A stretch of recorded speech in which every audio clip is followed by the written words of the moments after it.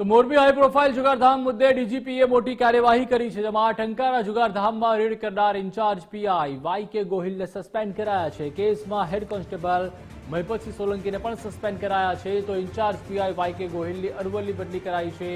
Head constable Mahipatsinh સોલંકીની દાહોદમાં બદલી કરાઈ છે. પંચો સાક્ષીઓના નિવેદનોની તપાસમાં ગેરરીતિ સામે આવતા કાર્યવાહી કરાઈ છે. એસએમસી ડીઆઈજી દિલીપ રાય તેમજ ડીવાયએસપી કેટી કામરિયાએ તપાસ કરી હતી. ગઈકાલે એસએમસીએ કમ્ફર્ટ રિઝોર્ટ હોટલમાં જુગારધામ મુદ્દે તપાસ કરી.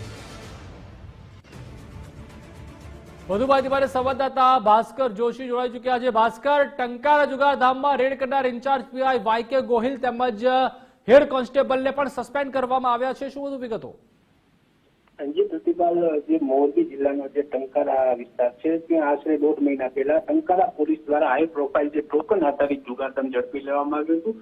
જ્યારે જુગારધામ ઝડપાયાના કલાકો બાદ જ આ જુગારધામમાં ગેરરીતિ આચરી હોવાની ચર્ચાઓ શરૂ થઈ હતી, જેને પગલે ડીજીપી દ્વારા તપાસના આદેશ આપવામાં આવ્યા હતા અને આ તપાસને લઈને ગઈકાલે એસએમસીની ટીમ દ્વારા જે જુગારનું સ્થળ છે ત્યાં પણ તપાસ કરવામાં આવી હતી અને નિવેદનો લેવામાં આવ્યા હતા. ત્યારે આજે ડીજીપી દ્વારા જે ટંકારાના જે તત્કાલીન પીઆઈ છે વાય.કે. ગોહિલ તેમજ ટંકારા પોલીસ સ્ટેશનના હેડ કોન્સ્ટેબલ છે મહિપતસિંહ સોલંકી બંનેને સસ્પેન્ડ કરવામાં આવ્યા છે અને આ મામલે હજુ આગળ પણ અન્ય પોલીસ કર્મચારીઓ પર પણ કાર્ય તેવી શક્યતા હાલ સેવાઈ રહી છે. પ્રતિપાલ, આભાર ભાસ્કર, સમગ્ર માહિતી સાથે જોડાવા.